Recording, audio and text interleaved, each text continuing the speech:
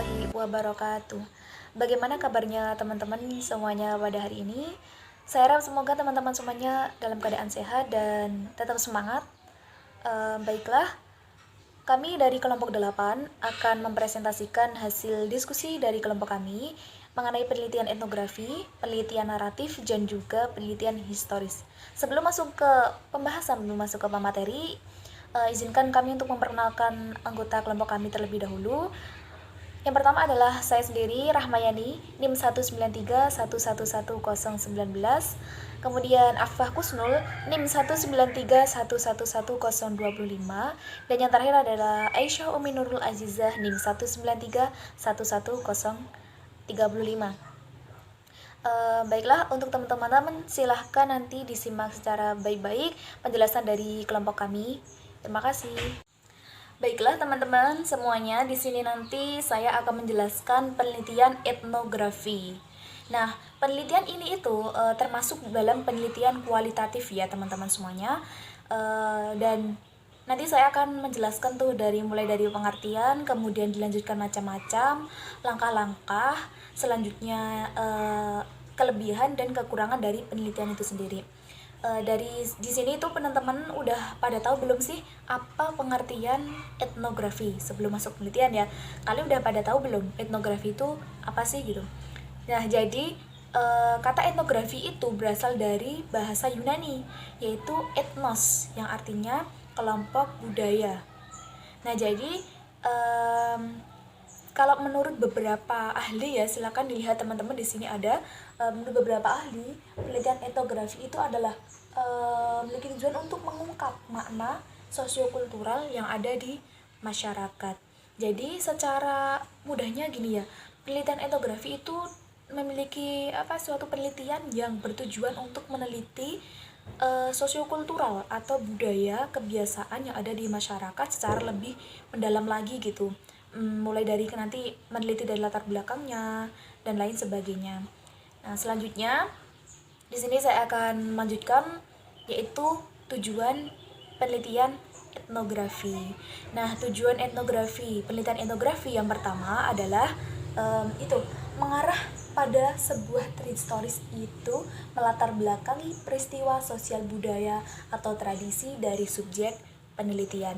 Jadi di sini itu tadi udah saya jelaskan bahwa tujuan dari penelitian etnografi yang pertama adalah untuk mencari tahu, meneliti latar belakang dari budaya yang subjek lah, apa yang akan kita teliti gitu. Jadi secara lebih mendalam lagi latar belakangnya. Kalau sebelumnya kita cuma mendengar tradisi tersebut dari mulut ke mulut dari masyarakat setempat yang secara umum, masih secara umum lah gitu, tidak secara mendetail, secara rinci. Nah, kita sebagai peneliti bertujuan untuk menelitinya lebih mendalam lagi, latar belakang dari subjek yang akan kita teliti itu. Kemudian yang kedua itu masih keterkaitan dengan yang pertama tadi saya sebutkan, dan yang kedua adalah mengarah untuk mendeskripsikan secara rinci suatu budaya atau tradisi sebagaimana adanya. Nah, tadi kan udah jelaskan jadi mencari latar belakangnya dulu. Nah, di sini nanti akan dijelaskan secara rinci. Jadi yang sebelumnya masih secara global lah, suatu budaya tersebut, belum secara detail, belum secara rinci. Nah, di sini tuh nanti kita sebagai peneliti bertugas memiliki tujuan untuk menjelaskannya secara rinci. Jadi gitu ya teman-teman. Kemudian tujuan yang ketiga adalah mengarah untuk mempelajari peristiwa kultural secara fokus dan menyajikan pandangan hidup suatu kelompok pada sosial budaya. Jadi di sini tuh sebenarnya tujuan ini masih keterkaitan dan sama ya teman-teman semuanya. Jadi tujuannya pada intinya kita untuk meneliti secara lebih mendalam latar belakangnya, kemudian kultural sosial budaya yang ada di situ dijelaskan secara rinci, kemudian mempelajari kultural tersebut secara fokus. Jadi kita ya kayak kalau ingin meneliti suatu kebudayaan, suatu budaya atau tradisi yang ada di suatu daerah tersebut tertentu lah. Nah, kita harus fokus. Contoh nih, kita ingin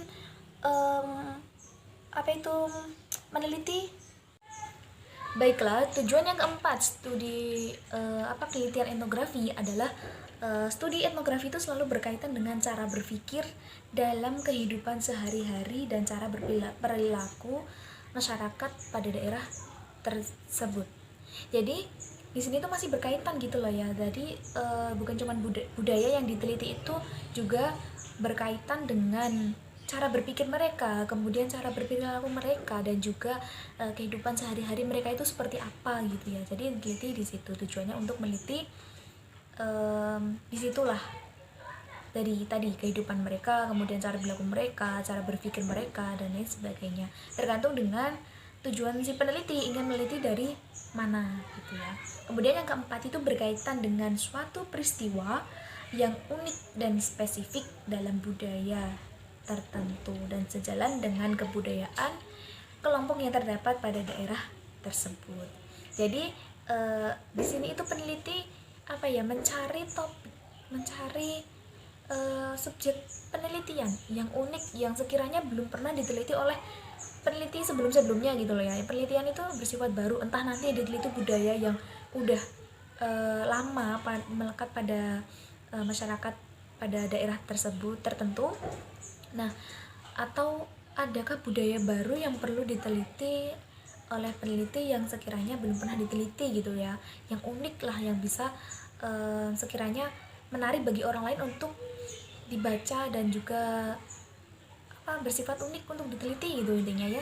Kemudian yang kedua itu pengumpulan data itu dilakukan secara sistematis. Ini sudah jelas bahwa suatu penelitian itu pastinya disusun secara sistematis. Supaya supaya data yang didapatkan dalam pengumpulannya itu nanti menjadi valid, diuji valid dan reliabilitas. Jadi supaya data yang didapatkan itu nanti jika ditulis secara sistematis dan juga terstruktur, pastinya akan uji kevaliditannya akan tinggi dan juga reliable, yaitu tingkat kepercayaannya juga tinggi. Tujuan yang terakhir yaitu informan adalah guru penelitian etnografi. Jadi di sini itu ya, seorang peneliti harus maka pentingnya seorang peneliti itu harus menentukan informan yang tepat untuk diwawancarai. Bisa kita mewawancarai kalau di desa itu bisa tokoh-tokoh masyarakat, tokoh-tokoh agama, kemudian tokoh adat, atau bisa juga guru-guru atau yang lain sebagainya, atau masyarakat awam yang tahu betul tentang budaya yang udah menjamur di daerah tersebut gitu, tahu latar belakang dari budaya itu. Nah, itu merupakan tadi adalah tujuan-tujuan dari penelitian etnografi, teman-teman. Selanjutnya adalah macam-macam penelitian etnografi. Di sini saya mengambil dari menurut Sarantokos itu membagi penelitian etnografi menjadi dua macam. Yang pertama deskriptif atau konvensional etnografi, dan yang kedua adalah kritikal etnografi. Nah, yang dimaksud dengan deskriptif atau konvensional etnografi itu adalah deskripsi tentang budaya, tentang kebudayaan atau kelompok yang melalui sebuah analisa pola-pola yang tidak ditutupi, tipologi dan kategorisasi. Nah, tipologi itu adalah ilmu yang mempelajari tentang pengelompokan berdasarkan tipe atau jenis. Ini hampir sama ya, sama dengan kategorisasi, di mana sama-sama untuk pembagian atau pengklasifikasian atau maupun pengelompokan gitu. Kalau menurut yang kedua adalah kritikal etnografi, itu adalah penelitian analisa datanya bertujuan untuk mempelajari faktor sosial yang makro, yaitu contoh kan misalnya kekuasaan gitu ya, itu kemudian mempelajari hal-hal yang umum dan asumsi agenda yang tersimpan. Itu adalah macam-macam penelitian etnografi menurut Sarantokos. Selanjutnya yaitu langkah-langkah dalam penelitian etnografi.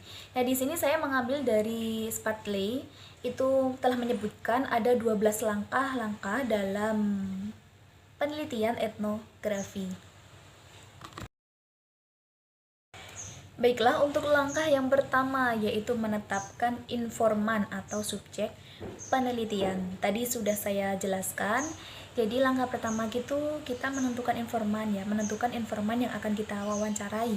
Bisa tokoh masyarakat, bisa tokoh agama, bisa tokoh yang berperan dalam kehidupan di masyarakat tersebut atau di daerah tersebut, yang tahu betul gitu ya dalam kehidupannya, kemudian sosiokulturalnya, kemudian tradisi, kebiasaan-kebiasaan di masyarakat di daerah itu. Kemudian yang kedua yaitu mewawancarai informan atau subjek penelitian. Nah, di sini itu setelah kita menentukan informannya, tadi kan sudah menentukan informan tuh. Nah, langkah yang kedua adalah mewawancarai informan. Jadi setelah itu langkah yang ketiga adalah membuat catatan etnografi. Nah, catatan etnografi itu berisi apa sih? Berisi pertanyaan-pertanyaan yang berkaitan dengan apa yang ingin kita teliti gitu ya, yang ingin kita tanyakan pada informan tadi. Nah, kemudian langkah yang keempat adalah mengajukan pertanyaan deskriptif. Nah, di sini tuh tadi kita udah menentukan informannya, kemudian mewawancarai, kita mendapatkan data-data, kemudian kita kumpulkan, kita catat, dan pertanyaan sudah kita ajukan. Kemudian yang kelima adalah melakukan analisis hasil wawancara etnografi. Data-data udah kita dapatkan, kemudian kita melakukan analisis kritis dari data yang kita dapatkan tadi gitu. Nah, kemudian langkah yang ketiga yaitu membuat catatan etnografi. Nah, di sini itu catatan-catatan dalam etnografi itu meliputi apa saja? Dapat berupa gambar, kemudian berupa alat perekam, kemudian artefak atau tulisan-tulisan lain yang berisi tentang budaya yang kita pelajari, yang kita teliti itu. Langkah yang keempat adalah mengajukan pertanyaan deskriptif. Jadi, semakin luas kita mengajukan pertanyaan kepada informan, maka semakin banyak pula informasi yang dapat kita banyakkan, semakin banyak pula jawaban yang dapat kita peroleh.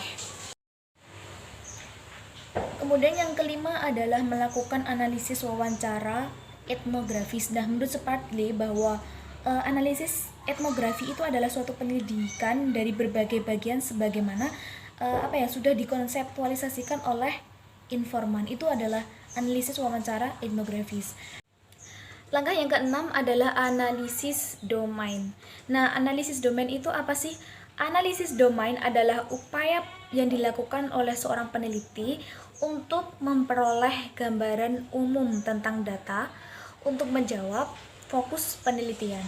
Nah, caranya bagaimana? Caranya yaitu dengan membaca naskah data secara umum dengan menyeluruh untuk memperoleh domain atau ranah apa saja yang ada di dalam data.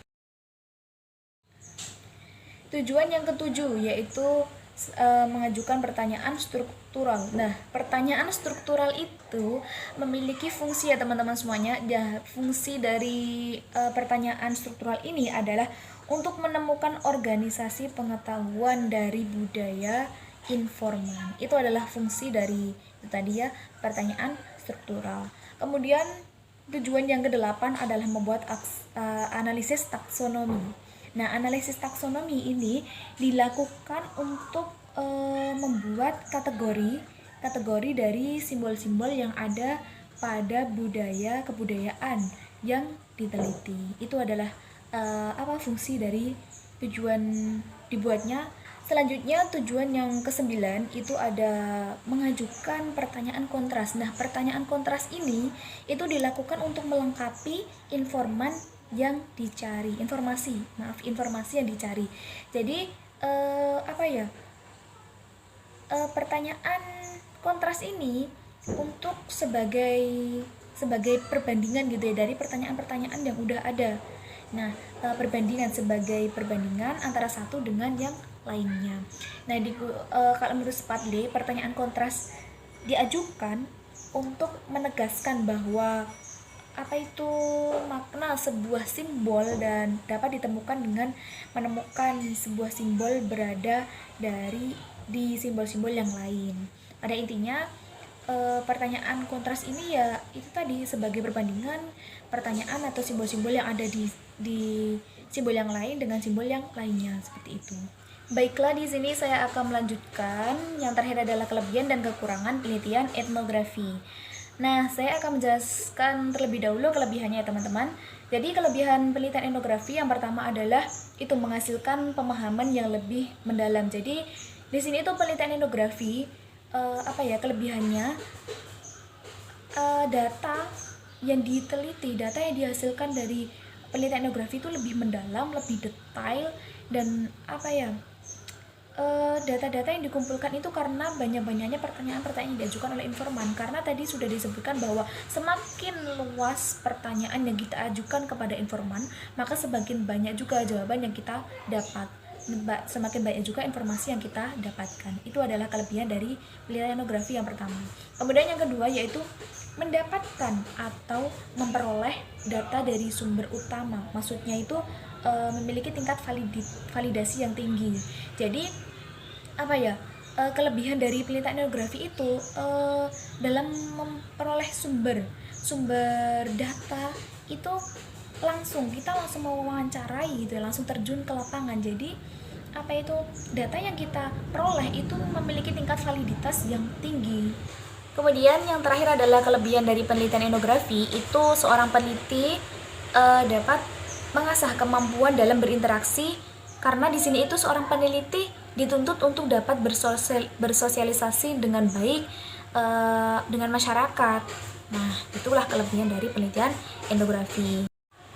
Selain penelitian etnografi memiliki kelebihan-kelebihan yang sudah saya sebutkan tadi, di sini tuh penelitian ini juga memiliki kekurangan-kekurangan ya teman-teman. Yang pertama itu seorang peneliti harus memiliki latar belakang pengetahuan yang kuat, yang luas, serta mengetahui dengan jelas subjek yang akan diteliti atau dipelajari.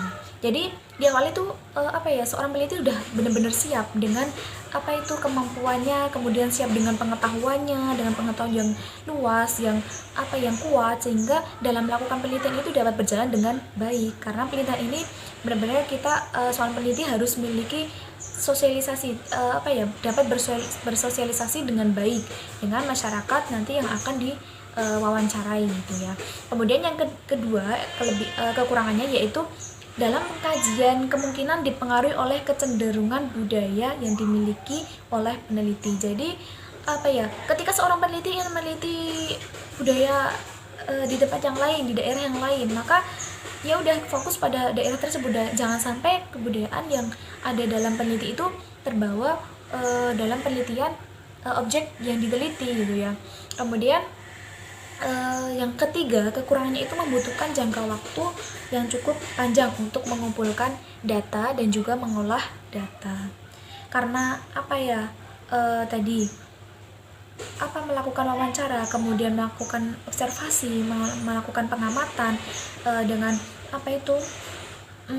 kebiasaan, budaya, kehidupan sehari-hari di masyarakat, maka tidak cukup hanya 1-2 hari saja, tapi bahkan sampai berminggu-minggu, berbulan-bulan, belum lagi nanti acara-acara yang ada di daerah tersebut. Maka itu yang menyebabkan perlunya dalam penelitian ini membutuhkan waktu yang cukup panjang. Kemudian kekurangan yang keempat, ini ada budaya yang diteliti itu dapat mempengaruhi psikologis seorang peneliti jika ketika peneliti itu kembali ke kebudayaan asalnya. Bisa jadi ketika peneliti itu melakukan penelitian suatu budaya di daerah A, nah dia itu dapat budaya yang ia teliti itu dapat berpengaruh pada budaya yang udah dilakukan dia, yang udah diaplikasikan dalam kehidupan sehari-hari, itu terbaurlah dengan kebudayaan asalnya. Itu kekurangannya. Maka perlulah seorang peneliti itu benar-benar harus bisa fokus, kemudian tidak terbawa dengan budaya-budaya yang sekiranya dapat berpengaruh pada psikologis peneliti itu sendiri. Kemudian kekurangan yang terakhir itu peneliti yang tidak memiliki kemampuan untuk bersosialisasi dengan baik, terdapat kemungkinan terjadi penolakan dari masyarakat yang akan diteliti. Nah, di sini itu tadi perlunya seorang peneliti itu untuk melatih dapat bersosialisasi dengan baik dengan masyarakat. Nah, bisalah latihan dulu di rumah, bersosialisasi dengan tetangga atau dengan teman, dengan keluarga yang paling dekat gitu. Nah, setelah ia memiliki kemampuan yang cukup, bahkan ya memiliki kemampuan yang cukup lah untuk melakukan penelitian, jenis penelitian ini, ya nggak masalah. Tapi kalau tingkat sosialisasinya, bersosialisasi itu kurang, maka hal ini yang dapat menyebabkan penolakan-penolakan yang akan terjadi di tengah penelitian nanti. Masyarakat akan melakukan penolakan gitu loh, karena kemampuan dalam berinteraksinya seorang peneliti itu kurang. Maka bisa jadi masyarakat itu beranggapan penelitinya kurang berkompeten gitu loh, kurang ahli, kurang pinter dalam ngomong, dalam berbicaranya. Itulah jadi itu ya pada intinya kekurangan di dalam penelitian etnografi itu ada kelebihan, ada kekurangannya masing-masing. Itu sama berlaku juga dengan penelitian yang lain, jenis-jenis penelitian yang lain, entah nanti ada naratif, historis, itu juga memiliki kelebihan dan kekurangannya masing-masing. Tergantung juga dengan objek yang akan diteliti. Itu cukup sekian dari saya. Untuk penjelasannya nanti akan dilanjutkan oleh Mbak Afifah Kusnul. Assalamualaikum warahmatullahi wabarakatuh. Di sini saya akan sedikit menjelaskan tentang naratif. Kata naratif mempunyai arti mengatakan atau menceritakan. Yang dimaksud dengan penelitian naratif adalah menceritakan kehidupan seseorang, kemudian menulis secara naratif dari kehidupan orang tersebut. Penelitian naratif dipergunakan ketika kita sebagai seorang peneliti ingin menceritakan kehidupan seseorang. Penelitian naratif menyediakan wawasan yang bersifat spesifik dan praktis. Penelitian naratif adalah bagian dari penelitian kualitatif dan literatur yang menyajikan pendekatan kualitatif. Selanjutnya adalah contoh penelitian naratif. Dalam PPT sudah ada beberapa contoh penelitian naratif, diantaranya adalah biografi, autobiografi, riwayat hidup, cerita sejarah, etnografi yang berfokus pada satu orang, dan laporan ilmiah. Namun, naratif dalam penelitian pendidikan tidak menggunakan seluruh catatan kehidupan seseorang. Akan tetapi hanya menggunakan sebuah kejadian atau beberapa episode kejadian dalam kehidupan seseorang. Untuk mengidentifikasi tipe penelitian naratif adalah untuk mengetahui lebih dekat tentang siapa orang yang memberikan cerita. Faktor inilah yang paling penting yang relevan dengan pendidikan, di mana para guru dan siswa menjadi fokus utama dari penelitian naratif. Yang selanjutnya adalah 7 karakteristik utama dalam penelitian naratif. Yang pertama adalah pengalaman individu.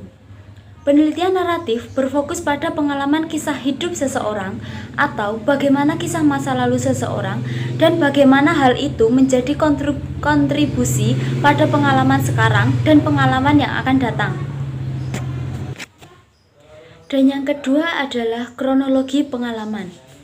Karena penelitian naratif akan menjelaskan tentang kronologi kisah hidup seseorang.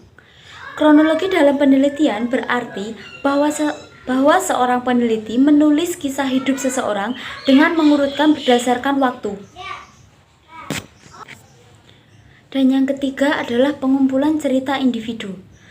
Penelitian naratif akan mengumpulkan beberapa informasi dari berbagai sumber untuk mengembangkan alur cerita tersebut.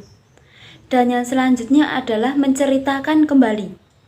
Setelah partisipan menceritakan kisah hidup mereka, seorang peneliti akan menceritakan kembali tentang kisah hidup partisipan menggunakan kata-kata dan bahasanya sendiri yang telah dirangkai sendiri.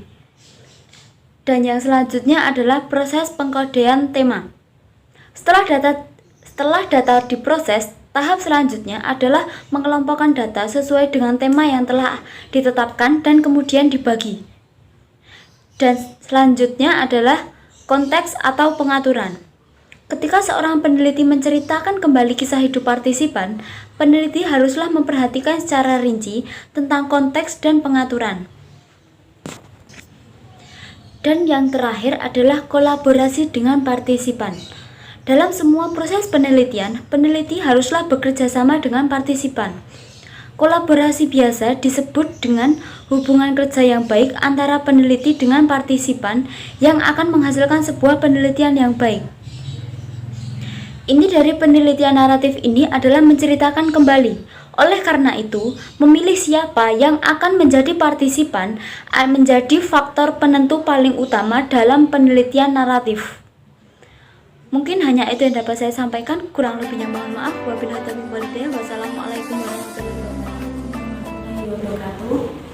Innal hamdalillah nahmaduhu wa nasta'inuhu wa nastaghfiruh wa na'udzu billahi min shururi anfusina wa min sayyiati a'malina. May yahdihillahu fala mudilla lahu wa may yudlil fala hadiya lahu. Asyhadu an la ilaha illallah wa asyhadu anna Muhammadar Rasulullah. Allahumma shalli ala Muhammad wa ala ali Muhammad. Amma ba'du. Halo teman-teman semua, apa kabar? Semoga teman-teman semua dalam keadaan sehat walafiat dan senantiasa dalam lindungan Allah Subhanahu wa taala. Oh iya, perkenalkan dulu, nama saya Kak Aisyah Window Azizah. Saya adalah seorang mahasiswa dari IAIN Surakarta, kelas 4A PAI, NIM 193111035. Nah, pada kesempatan kali ini saya akan menyampaikan materi atau melanjutkan materi yang sebelumnya sudah dijelaskan oleh teman saya, yaitu tentang penelitian naratif, penelitian etnografi, dan yang terakhir yaitu saya penelitian historis. Nah, apa itu penelitian historis? Mungkin dari sini teman-teman tidak ada yang pernah mengetahuinya atau belum ada sama sekali yang mengetahuinya. Nah, pada kesempatan kali ini saya akan menyampaikan tentang penelitian historis. Nah, apa itu penelitian historis? Penelitian historis itu dapat kita ketahui dari kata historis. Nah, dari kata historis ini, historis itu dikenal atau biasanya disebut dengan sejarah. Nah, sejarah ini adalah kejadian-kejadian pada masa lalu yang dilakukan oleh manusia.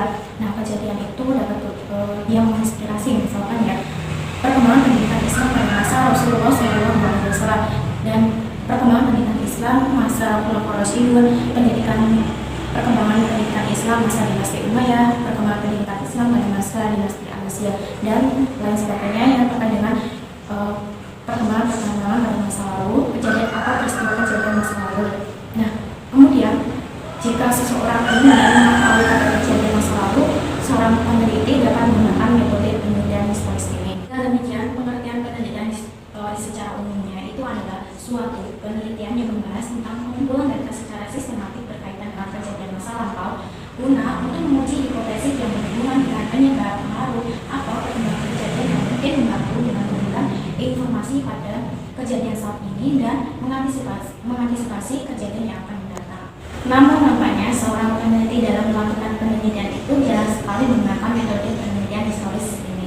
Hal ini disebabkan masih menimbulkan pro dan kontra di antara para ahli peneliti sendiri. Nah, pro dan kontra itu adalah hasil penelitian tidak berakhir generalisasi. Penelitian lebih mengandalkan laporan atau data sekunder atau kesaksian orang, dan penelitian lebih mendekati problem solving, serta penelitian tidak berlangsung dalam sistem tertutup dan peneliti tidak dapat memanipulasi variabel. Di samping pro dan kontra tersebut, penelitian historis juga dapat bermanfaat apabila digunakan dengan tujuan untuk menjawab hipotesis penelitian yang diajukan peneliti dan merekonstruksi kembali peristiwa dan kehidupan masa lampau dengan tepat dan objektif melalui usaha peneliti untuk mengevaluasi, dan menginterpretasi data di mana kita itu dapat belajar tentang masa lampau. Selanjutnya, ciri-ciri penelitian historis. Nah, ciri-ciri penelitian historis ini terbagi menjadi 4. Yang pertama, data yang diobservasi bergantung pada orang lain daripada yang diobservasi peneliti sendiri. Yang kedua, penelitian historis itu terdapat 2 data, yaitu data sekunder dan data primer. Nah, data primer ini dihasilkan secara langsung penulis melakukan observasi kejadian-kejadian yang dihasilkan. Sedangkan data sekunder ini data yang dihasilkan dari sumber-sumber peneliti melaporkan hasil observasi orang lain yang satu kali atau lebih tidak lepas dari kejadiannya. Yang ketiga, melakukan 2 macam kritik, yaitu kritik eksternal dan internal. Nah, 2 macam kritik ini untuk mengevaluasi dari kita itu melakukan penelitian historis. Nah,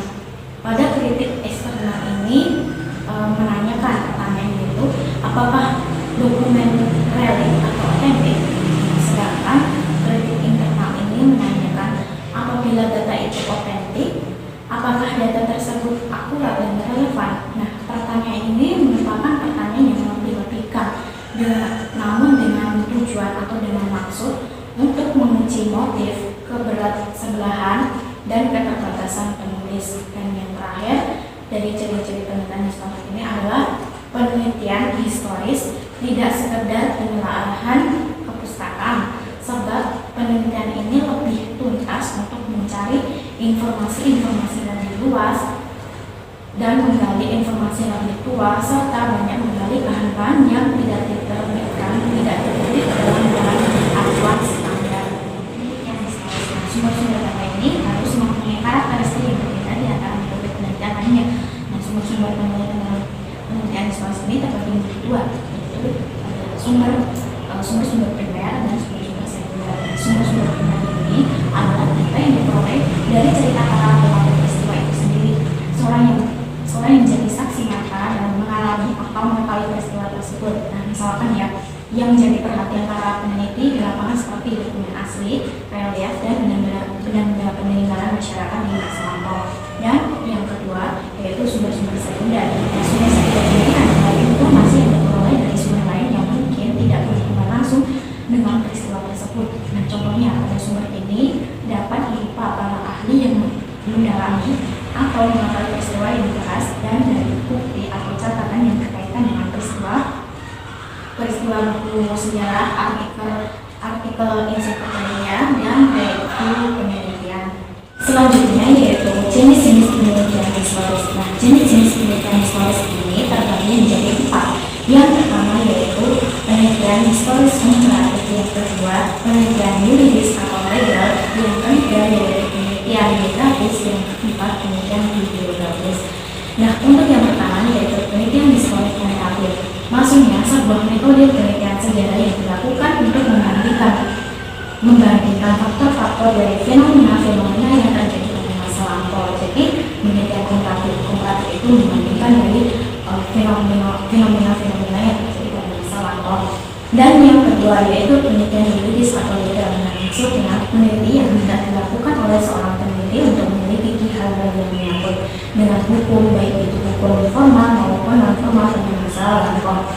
Dan yang ketiga yaitu penelitian biografis. Nah, penelitian biografis ini adalah suatu penelitian yang digunakan untuk meneliti pada kehidupan seorang itu pada masa lampau. Dan yang terakhir yaitu penelitian bibliografis. Nah, penelitian ini adalah sebuah penelitian yang hendak digunakan oleh peneliti untuk mencari, mempublikasi, membuat interpretasi dan organisasi dari pendapat para ahli dalam suatu masalah pada suatu organisasi yang dikelompokkan dalam penelitian bibliografis ini.